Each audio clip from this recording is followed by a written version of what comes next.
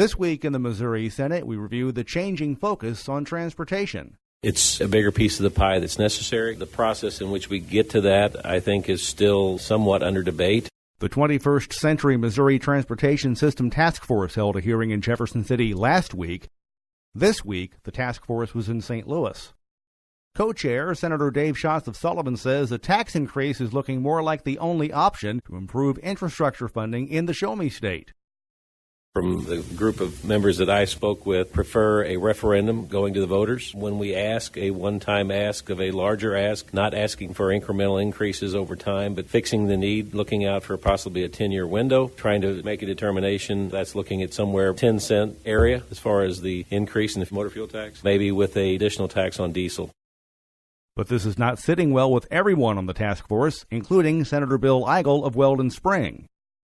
Most of the committee members probably know that I continue and have been a critic of raising anybody's taxes. I appreciate the comment that you've made here, but long as we're in an environment where the people of Missouri are already sending record amounts of revenue to Jefferson City, I will not support tax increases.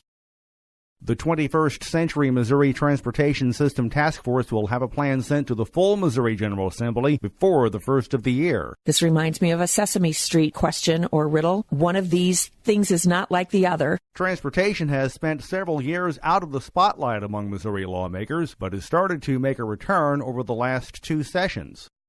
Take, for instance, House Bill 130, a new law that puts into place provisions relating to transportation network companies. Senator Jill Schupp of D-Creve Coeur says when the measure was debated in the Missouri Senate earlier this year, a move was made to include rental car language in the legislation.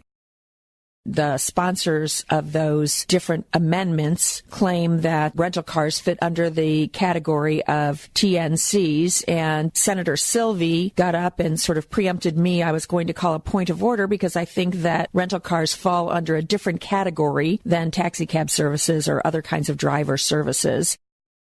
She adds the final product turned out well.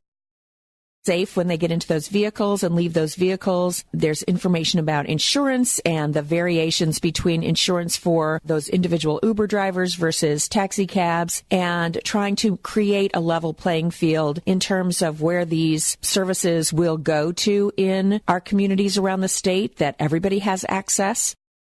Transportation and other items will be on the table once again very soon, as pre-filed legislation will be numbered for the next regular legislative session on December 1st.